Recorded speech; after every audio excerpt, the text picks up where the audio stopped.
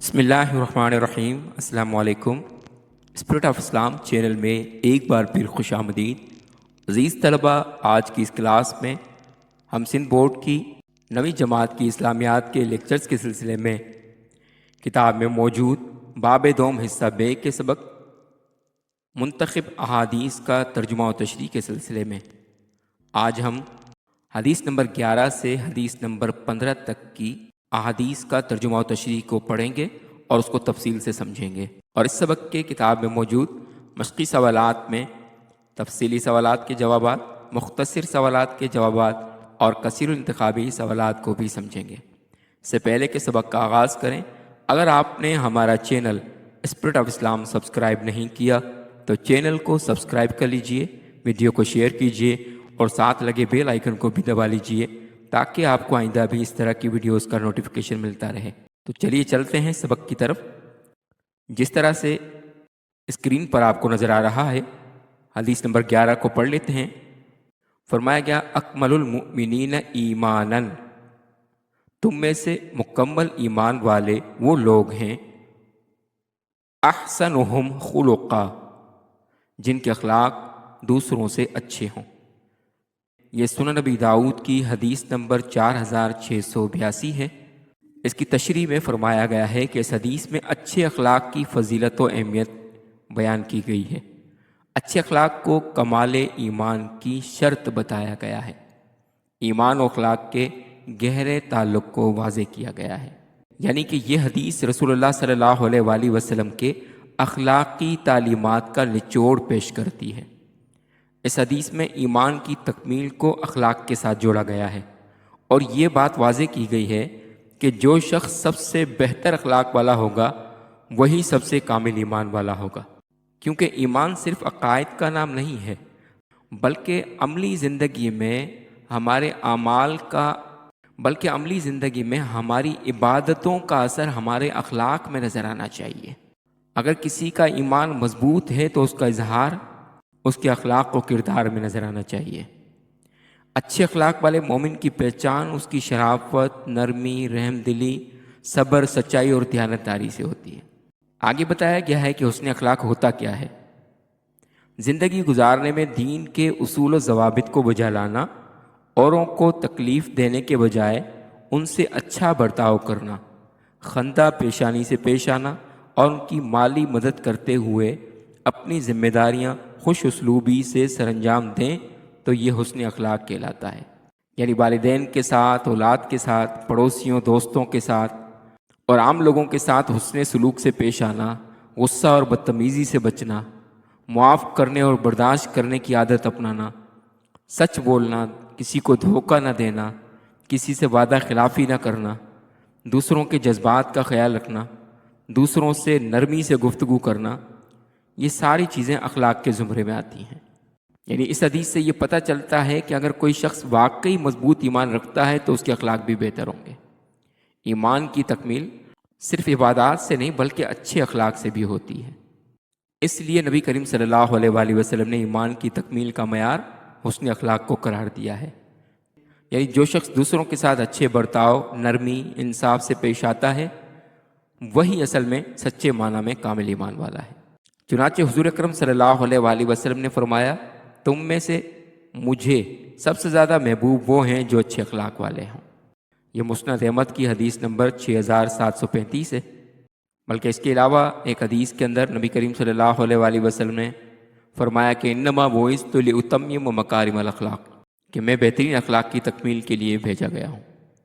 تو بسا اوقات آدمی نفلی عبادات کے اعتبار سے سست لگتا ہے، تاہم اللہ تعالیٰ کے یہاں حسن اخلاق کے بدلے بلند مرتبہ پا لیتا ہے۔ یعنی کئی بار ایسا ہوتا ہے کہ بندے کے نیک اعمال میں کمی ہوتی ہے، لیکن اس کے باوجود اللہ رب العزت کے ہاں وہ بہترین اخلاق کی وجہ سے اعلیٰ مرتبہ حاصل کر لیتا ہے، اعلیٰ مقام حاصل کر لیتا ہے۔ اس کے بعد حدیث نمبر 12 میں فرمایا گیا خیر الناس، بہترین انسان وہ ہے انفعہم للناس، جو انسانوں کو زیادہ نفع پہنچائے۔ یہ امام سیوطی کی کتاب جامع الکبیر کی حدیث نمبر 11760 ہے۔ اس کی تشریح میں فرمایا گیا ہے کہ اس حدیث میں بتایا گیا ہے کہ لوگوں کے لیے نفع بخش ہونا، یعنی فائدہ دینے والا ہونا، آدمی کے بہتر ہونے کے لیے ضروری ہے۔ انسان کی بہتری کا دار و مدار لوگوں کے نفع مند ہونے پر موقوف ہے۔ یعنی نبی کریم صلی اللہ علیہ وآلہ وسلم کی نظر میں انسان کی حقیقی بھلائی اور فضیلت کا معیار اس کے نفع رسانی کو قرار دیا گیا ہے۔ یعنی سب سے بہترین انسان وہ ہے جو دوسروں کے لیے سب سے زیادہ فائدہ مند ہو۔ بہترین انسان وہ نہیں جو صرف اپنی ذات کے لیے سوچے، بلکہ وہ ہے جو دوسروں کے کام آئے، ان کی بھلائی چاہے اور اپنی صلاحیتوں اور وسائل کو انسانی خدمت کے لیے وقف کر دے۔ اس حدیث میں حضور اکرم صلی اللہ علیہ وآلہ وسلم نے ایسے آدمی کو پسندیدہ بندہ شمار کیا ہے۔ یعنی حضور کی نگاہ میں وہ شخص پسندیدہ ہے جو اللہ تعالیٰ کی مخلوق، انسانوں، چرند پرند، حشرات اور ہر ایک کو نفع پہنچائے، ان کو تکلیف نہ پہنچائے بلکہ اپنی طرف سے ان کو حتی الامکان نفع پہنچائے، ان کے کھانے پینے اور دیگر سہولتوں کا انتظام کرے۔ اس مذکورہ حدیث میں سب سے اچھے انسان ہونے کی علامت بتائی گئی ہے کہ سب سے اچھا شخص وہ ہے جو دوسرے لوگوں، چاہے مسلم ہوں یا غیر مسلم، سب کے لیے فائدہ مند ہو۔ یعنی پچھلی حدیث میں ایمان کی پہچان اچھے اخلاق بتائے گئے، اور یہاں پر تمام انسانوں کے ساتھ بھلائی کرنے کی بات ہو رہی ہے۔ صرف مسلمانوں کے ساتھ نہیں بلکہ تمام کے تمام انسانوں کے لیے فائدہ مند ہونا حضور کی نظر میں پسندیدہ شخص ہونا ہے۔ اب لوگوں کے لیے فائدہ مند ہونا مختلف طریقوں سے ہو سکتا ہے۔ مثلا کسی کی مالی مدد کر دی، ضرورت مندوں کے کام آ گئے، غریبوں مسکینوں کے کام آ گئے۔ اسی طرح سے دوسروں کو علم کی دولت سے نواز دیا، کسی کی اچھی تربیت کر دی، لوگوں کو بھلائی کا راستہ دکھانا شروع کر دیا، غلط راستے سے لوگوں کو بچایا، دوسروں کے ساتھ نرمی اور محبت سے پیش آنا، اسی طرح سے بیماروں کی دیکھ بھال کرنا، بھوکوں کو کھانا کھلانا، کسی مشکل میں لوگوں کا ساتھ دینا۔ تو یہ حدیث دراصل مسلمانوں کو خود غرضی کے بجائے ایثار و قربانی، ہمدردی اور بھائی چارے کی تعلیم دیتی ہے۔ اور عام طور پر دیکھا گیا ہے کہ دنیا میں بھی نفع رسانی عزت و محبت کا باعث بنتی ہے۔ آخرت میں بھی اللہ کے یہاں ایسے لوگوں کا بڑا مقام ہوگا، کیونکہ اللہ کی رحمت انہی پر زیادہ ہوتی ہے جو اس کی مخلوق کے ساتھ بھلائی کرتے ہیں۔ تو اس حدیث سے ہمیں یہ سبق سیکھنے کو ملتا ہے کہ ہماری زندگی کا اصل مقصد صرف اپنی ذات کی فکر کرنا نہیں ہونا چاہیے، بلکہ دوسروں کے لیے فائدہ مند بننا ہونا چاہیے۔ جو شخص دوسروں کے لیے زیادہ فائدہ مند ہوگا وہی اللہ کے نزدیک بہترین انسان ہوگا۔ اس کے بعد حدیث نمبر 13 میں فرمایا گیا، لیس منا، وہ شخص ہم میں سے نہیں ہے، من لم یرحم صغیرنا، جو ہمارے چھوٹوں پر رحم نہ کرے، ولم یوقر کبیرنا، اور ہمارے بڑوں کی عزت و تکریم نہ کرے۔ یہ حدیث کی کتاب سنن ترمذی کی حدیث نمبر 1919 ہے۔ اس حدیث میں بزرگوں کی تعظیم اور چھوٹوں پر رحم کرنے کی اہمیت بیان کی گئی ہے۔ اسلام نے انسانوں کو بےحد عزت و احترام بخشا ہے۔ اللہ تعالیٰ ارشاد فرماتے ہیں، ترجمہ، اور ہم نے بنی آدم کو عزت بخشی ہے۔ یہ سورہ اسراء کی آیت نمبر 70 میں فرمایا گیا۔ تمام مومنوں کو آپس میں بھائی بھائی کہا گیا ہے۔ قرآن مجید میں فرمایا گیا، انما المؤمنون اخوۃ، کہ مومن تو آپس میں بھائی بھائی۔ رشتہ داروں، پڑوسیوں، دوستوں اور مسافروں سے اچھا سلوک کرنے کی تاکید کی گئی ہے۔ نیز اللہ تعالیٰ مومنوں کو دوسرے لوگوں سے نیکی اور حسن معاشرت کے اہتمام کا حکم دیتا ہے تاکہ ایک پرامن اور صالح معاشرہ تکمیل پا سکے۔ بالخصوص چھوٹے بچوں سے محبت کرنا، ان سے محبت و شفقت سے پیش آنا، ان کے حقوق ادا کرنا، ساتھ ہی بزرگوں کی تعظیم اور توقیر بجا لانا۔ یعنی بنیادی طور پر اس حدیث کے اندر اخلاقیات کے 2 بنیادی اصول بیان کیے گئے ہیں۔ نمبر 1 چھوٹوں پر رحم کرنا، نمبر 2 بڑوں کی عزت کرنا۔ یعنی نبی کریم صلی اللہ علیہ وآلہ وسلم نے فرمایا کہ جس نے ان 2 باتوں پر عمل نہیں کیا وہ حقیقت میں ہم میں سے نہیں کا مطلب ہے وہ ہمارے طریقے پر نہیں ہے۔ چھوٹوں پر رحم کرنے کی ضرورت کیا ہے؟ اس لیے کہ اسلام میں چھوٹوں پر شفقت اور محبت کو بہت زیادہ اہمیت دی گئی ہے۔ بچوں اور کم عمر افراد سے نرمی اور محبت سے پیش آنا، ان کی تعلیم و تربیت میں نرمی اور شفقت اختیار کرنا، ان کی غلطیوں پر سختی کے بجائے پیار سے سمجھانا، یتیموں اور مسکینوں کے ساتھ ہمدردی سے پیش آنا، یہ اسلام کی بنیادی تعلیمات میں سے، کیونکہ رسول اللہ صلی اللہ علیہ وآلہ وسلم خود بھی بچوں سے محبت کا مظاہرہ کیا کرتے تھے، ان کے ساتھ شفقت سے پیش آتے تھے، بلکہ آپ صلی اللہ علیہ وآلہ وسلم بچوں سے اس قدر محبت کیا کرتے تھے کہ راستے سے گزرتے ہوئے چھوٹے بچوں کو سلام کرنے میں پہل فرمایا کرتے تھے۔ اور بڑوں کے احترام کے حوالے سے بھی اسلامی تعلیمات میں بہت زیادہ اہمیت ہے۔ تو اس لیے والدین ہوں، اساتذہ کرام، بزرگوں، عالموں کی تعظیم کرنا، ان کے ساتھ ادب اور نرمی سے پیش آنا، ان کے تجربے اور علم سے فائدہ اٹھانا، یہ بھی اسلام کی بنیادی تعلیمات میں سے ہے۔ تو دراصل یہ حدیث ہمیں معاشرتی توازن کا درس دیتی ہے کہ جب چھوٹے بڑوں کا احترام کریں گے اور بڑے چھوٹوں پر شفقت کریں گے تو ایک خوشگوار اور پرامن ماحول پیدا ہوتا چلا جائے گا۔ اگر یہ رویے ختم ہو جائیں گے تو سماجی بگاڑ اور بدتمیزی عام ہو جائے گی۔ اس کے بعد حدیث نمبر 14 ہے، فرمایا گیا لعن رسول اللہ صلی اللہ علیہ وسلم الراشی والمرتشی۔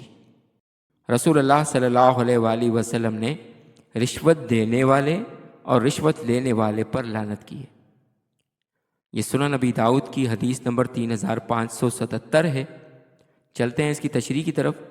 اس حدیث میں راشی یعنی رشوت دینے والا اور مرتشی یعنی رشوت لینے والا اور رشوت کی مذمت بیان کی گئی ہے، اور ایک دوسری حدیث میں ان دونوں کے درمیان ترجمانی کرنے والے پر بھی لعنت کی گئی ہے، یعنی جو رشوت دینے اور دلوانے والے کے درمیان مددگار بنتا ہے تو اس پر بھی لعنت کی گئی ہے ایک اور حدیث میں۔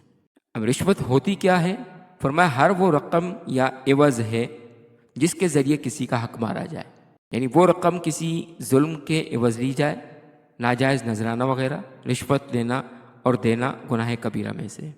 رشوت کا سلسلہ اسی وقت کسی قوم میں عام ہو جاتا ہے جب عدل و انصاف اور مروت ختم ہو جائے اور انسانوں کے جائز حقوق ملنے کی راہ میں ظالم اہلکاروں کے ناجائز مطالبے حائل ہو جائیں، یا کمائی کے اصول میں کسی حقدار کا حق مارا جائے اور لوگوں کو ان کے حقوق و مراعات جائز طریقے سے نہ مل سکیں۔ اس لیے حضور اکرم صلی اللہ علیہ وآلہ وسلم نے رشوت لینے اور دینے والے پر لعنت فرمائی ہے۔ یعنی اس حدیث سے ہمیں یہ سبق ملتا ہے، یا لعنت کا مطلب اللہ تعالیٰ کی رحمت سے دور ہونا ہے۔ یعنی اس حدیث میں صرف رشوت لینے والوں کو برا نہیں کہا گیا، بلکہ رشوت دینے والے اور رشوت لینے والے، یعنی پہلے نمبر پر رشوت دینے والے کو برا کہا گیا ہے، کیونکہ اگر کوئی شخص رشوت نہ دے تو رشوت لینے کے دروازے خود بخود بند ہو جاتے ہیں۔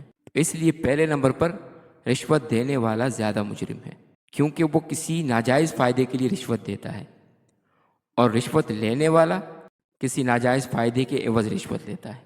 اس لیے رشوت کو برا کہا گیا ہے کہ رشوت ظلم اور بد دیانتی کا راستہ کھولتی ہے۔ رشوت کی وجہ سے معاشرے میں عدل و انصاف ختم ہو جاتا ہے، حقدار کا حق مارا جاتا ہے، معاشرے میں کرپشن، خیانت اور بدعنوانی بڑھتی ہے، نااہل افراد عہدے اور مواقع حاصل کر لیتے ہیں جبکہ مستحق لوگ محروم ہو جاتے ہیں۔ اور رشوت کا دینی اور اخلاقی نقصان یہ ہے، اور رشوت کا سب سے بڑا نقصان یہ ہے کہ پورا نظام خراب ہو جاتا ہے۔ یہ تو ہوا اخلاقی اور معاشرتی نقصان، اور اس سے بڑا نقصان یہ ہے کہ رشوت لینے اور دینے والا اللہ اور اس کے رسول صلی اللہ علیہ وآلہ وسلم کی لعنت کا مستحق ہو جاتا ہے۔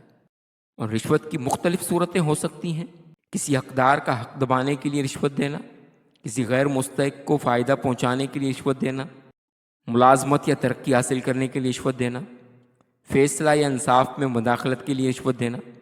تو یہ تمام کے تمام رشوت لینے اور دینے کے راستے، یہ سب کے سب اللہ اور اس کے رسول کی لعنت کو دعوت دیتے ہیں۔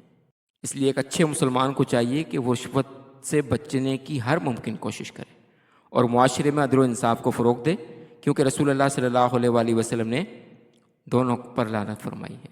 اس کے بعد حدیث نمبر 15 ہے، الید العلیٰ، اوپر والا ہاتھ، خیر من الید السفلی، نیچے والے ہاتھ سے بہتر ہے۔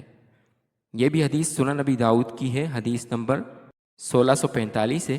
اس حدیث میں فی سبیل اللہ دینے والے کی فضیلت بیان کی گئی ہے، یعنی اللہ کی راہ میں خرچ کرنے والے کو افضل قرار دیا گیا ہے۔ حدیث میں الید العلیٰ سے مراد دینے والا ہاتھ، یعنی خیر خیرات کرنے والا، لوگوں کو دینے والا، لوگوں کی مدد کرنے والا، اور الید السفلی سے مراد لینے والا ہاتھ، یعنی لوگوں سے مدد مانگنے والا۔ ضرورت مندوں کی ضرورتوں کو پورا کرنے کے لیے اور اللہ تعالیٰ کی رضا حاصل کرنے کے لیے جو کچھ آدمی خرچ کرتا ہے اس کو صدقہ، خیرات اور انفاق فی سبیل اللہ کہا جاتا ہے۔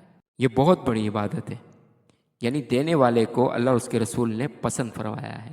اوپر والا ہاتھ جو ضرورت مندوں کو ضرورت کی چیزیں مہیا کرتا ہے، جود و سخا کرتا ہے، وہ نیچے والے ہاتھ سے اچھا ہے، یعنی مانگنے سے تقسیم کرنا بہتر قرار دیا گیا ہے۔ لوگوں کی مدد کرنا لوگوں سے مانگنے سے زیادہ بہتر قرار دیا گیا ہے، اور اس کا مقام بہت اونچا اور بلند ہے، اس ہاتھ سے جس ہاتھ کے ذریعے دوسروں سے سوال کیا جائے، اپنی حاجتیں مانگی جائیں، وہ نچلا ہاتھ اور ذلت کا باعث ہے۔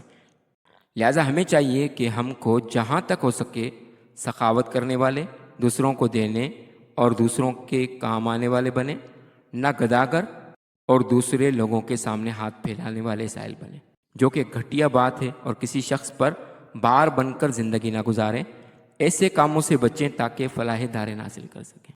یہ حدیث دراصل بندے کو محنت، خودداری، سخاوت اور عزت نفس کی اہمیت کو واضح کرتی ہے۔ یعنی اس حدیث میں یہ بتایا گیا ہے کہ صدقہ خیرات کرنے والا شخص مانگنے والے سے زیادہ فضیلت رکھتا ہے، کیونکہ ایک حدیث کے مطابق سخی کو اللہ کا دوست اور اللہ کا محبوب قرار دیا گیا ہے۔ اسلام میں محنت کر کے خود کمانے اور دوسروں پر بوجھ نہ بننے کی ترغیب دی گئی ہے۔ اسلام میں مانگنے کو برا کہا گیا ہے، بلا ضرورت مانگنا ناپسندیدہ ہے، لیکن اگر کوئی واقعی محتاج ہے تو مدد دینا جائز ہے، لیکن اللہ کے رسول نے اسے پسند نہیں کیا، کیونکہ معاشرے میں اسے شخص کی عزت نہیں رہتی۔ اس لیے ہر مسلمان کو چاہیے کہ وہ خود کما کر دوسروں کی مدد کرے، بجائے اس کے کہ وہ دوسروں پر انحصار کرے۔ اگر اللہ نے کسی کو مالدار بنایا ہے تو اسے دوسروں کے ساتھ سخاوت سے پیش آنا چاہیے اور بلا ضرورت سوال کرنے سے گریز کرنا چاہیے تاکہ عزت نفس قائم رہے۔ علامہ اقبال نے کہا کہ خودی نہ بیچ فقیری میں نام پیدا کر، اپنی خودداری کو فروخت نہیں کرنا چاہیے۔ تو اس حدیث کا بنیادی سبق یہ ہے کہ وہ شخص لینے والے سے زیادہ بہتر ہے جو لوگوں کو دیتا ہے۔ لہذا ہر مسلمان کو محنت، خودداری اور سخاوت کا رویہ اپنانا چاہیے تاکہ دوسروں کے لیے نفع دینے والا ہو اور اللہ کی رضا حاصل کرے۔ عزیز طلباء، اس کے بعد چلتے ہیں اس سبق کے کتاب میں موجود مشقی سوالات کی طرف۔ مندرجہ ذیل سوالات کے تفصیلی جوابات تحریر کریں۔ پہلا سوال ہے مندرجہ ذیل احادیث میں سے کسی بھی ایک حدیث کا ترجمہ و تشریح تحریر کریں۔ پہلی حدیث ہے اکمل المؤمنین ایمانا احسنہم خلقا۔ اس کا ترجمہ ہے تم میں سے مکمل ایمان والے وہ لوگ ہیں جن کے اخلاق دوسروں سے اچھے ہیں۔ اس کی تشریح میں فرمایا گیا ہے کہ اس حدیث میں اچھے اخلاق کی فضیلت و اہمیت بیان کی گئی ہے۔ اچھے اخلاق کو کامل ایمان کی شرط بتایا گیا ہے۔ ایمان و اخلاق کے گہرے تعلق کو واضح کیا گیا ہے۔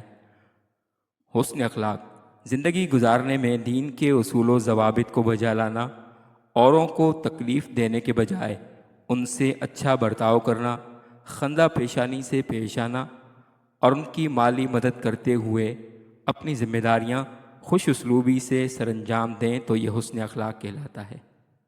لغت میں ایمان کے معنی یقین کرنا، اور شریعت میں اللہ تعالیٰ اور اس کے رسول صلی اللہ علیہ وآلہ وسلم کی بتلائی ہوئی باتوں پر یقین رکھنا اور دل سے تسلیم کرنا ایمان کہلاتا ہے۔ مومن وہ ہے جو حضرت صلی اللہ علیہ وآلہ وسلم کے لائے ہوئے دین پر دل سے ایمان لائے اور زبان سے اقرار کرے۔ ایمان کا تقاضا ہے کہ انسان جسے مانتا ہے اور جس کی صداقت کا زبان سے اقرار کرتا ہے اس پر عمل کرے۔ اخلاقیات کے سلسلے میں اسلام نے جس قدر زور دیا ہے وہ سب پر ظاہر ہے۔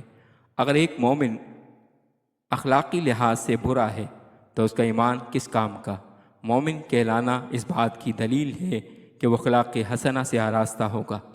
اسلام حقوق، اعتقادات و عبادات کے ساتھ ساتھ اخلاق حسنہ کو بڑی اہمیت دیتا ہے، کیونکہ اعتقادات و عبادات کا تعلق تو زیادہ تر حقوق اللہ سے ہے، مگر اخلاق حسنہ کا تعلق حقوق العباد سے ہے۔ ارشاد باری تعالیٰ ہے وَإِنَّكَ لَعَلَىٰ خُلُقٍ عَظِيمٍ، سورہ قلم کی آیت نمبر 3 ہے۔ اے نبی صلی اللہ علیہ وآلہ وسلم، بے شک آپ اخلاق کے بلند درجے پر فائز ہیں۔ قرآن مجید میں ایک اور جگہ ارشاد ہوتا ہے فَبِمَا رَحْمَةٍ مِّنَ اللَّهِ لِنتَ لَهُمْ وَلَوْ كُنْتَ فَظًّا غَلِيظَ الْقَلْبِ لَانفَضُّوا مِنْ حَوْلِكَ۔ یہ سورہ آل عمران کی آیت نمبر 159 ہے۔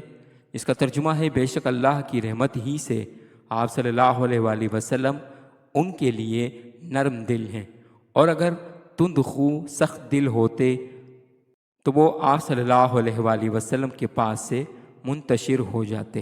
ایک حدیث میں ارشاد ہوتا ہے، مخلوق کے اعمال میں دو چیزیں بے مثل ہیں، زیادہ خاموش رہنے کی عادت اور اخلاق حسنہ۔ پھر ارشاد ہوتا ہے، بے شک میں اخلاق حسنہ کی تکمیل کے لیے مبعوث کیا گیا ہوں۔ یہ حدیث موطا امام مالک کی ہے۔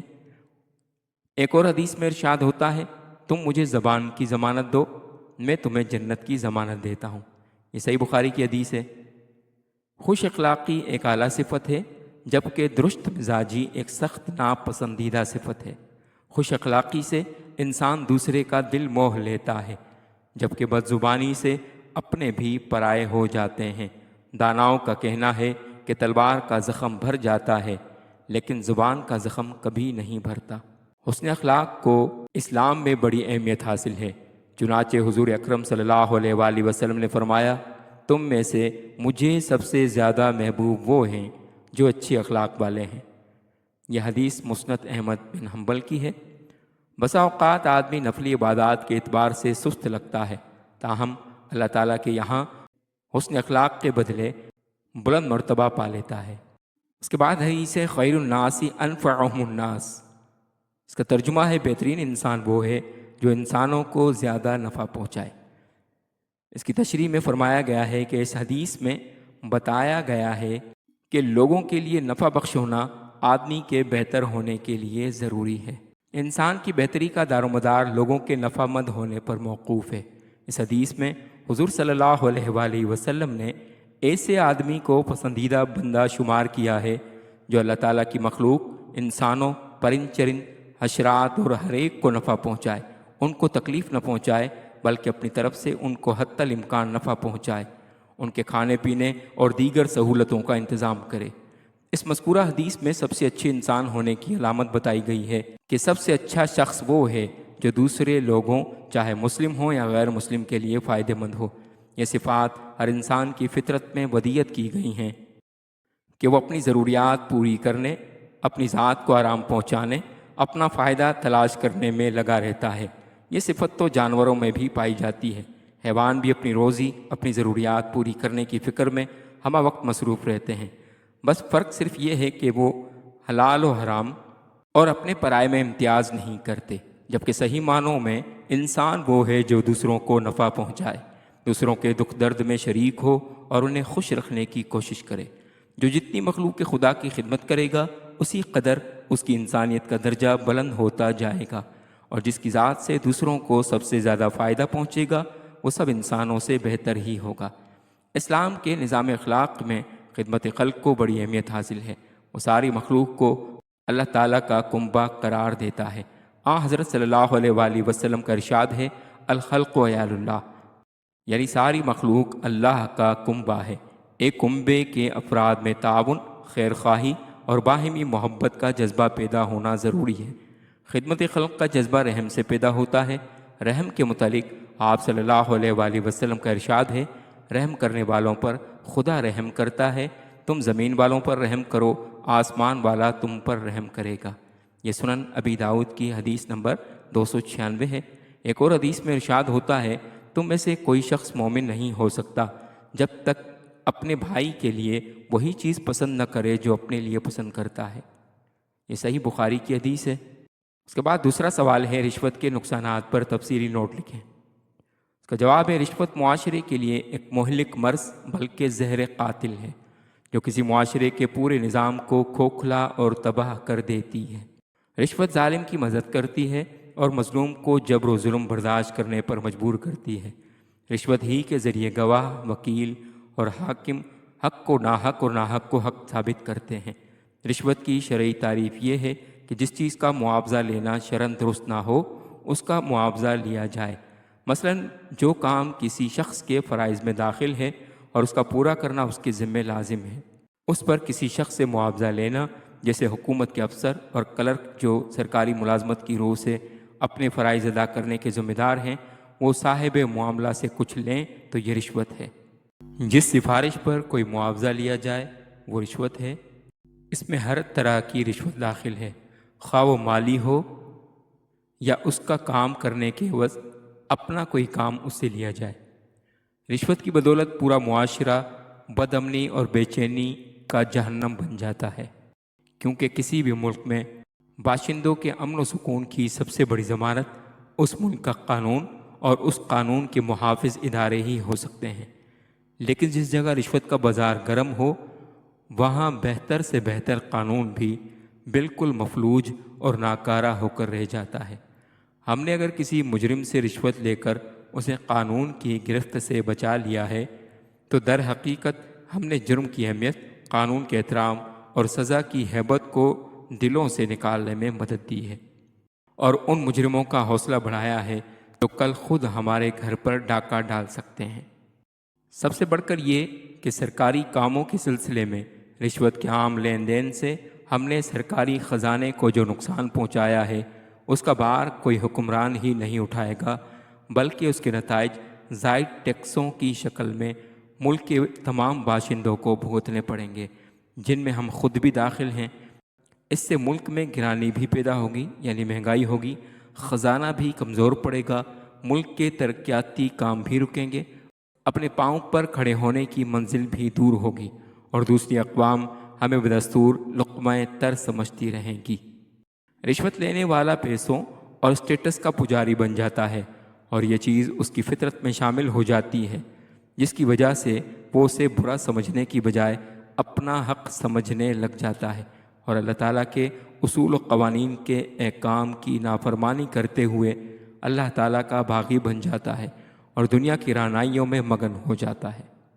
حرام کھانے اور حرام کمانے والوں کی نہ عبادت قبول ہوتی ہے، نہ کوئی صدقہ خیرات، اور نہ ہی کوئی نیکی قابل قبول ہے، نہ ہی اس کی کوئی دعا سنی جاتی ہے، کیونکہ جس بندے کا کھانا، لباس، اوڑھنا بچھونا اور رگ رگ حرام کی کمائی سے تر ہے، تو اس کا نہ عمرہ قبول ہے، نہ حج، نہ نماز، نہ زکوٰۃ، یہاں تک کہ وہ خانہ کعبہ کے غلاف تک کو پکڑ کے دعائیں مانگے تو اللہ اس کو بھی ٹھکرا دیتا ہے، کیونکہ اس کے احکامات کو پس پشت ڈال کر حرام کے پیسے کو گھر کی زینت بنا کر اسی رب سے دعا کرو گے تو وہ واپس ہی پلٹے گی، کیونکہ حرام کمائی سے صدقہ کرنا کپڑے کو پیشاب سے دھو کے پاک کرنے کے مترادف ہے۔ رشوت حرام ہے۔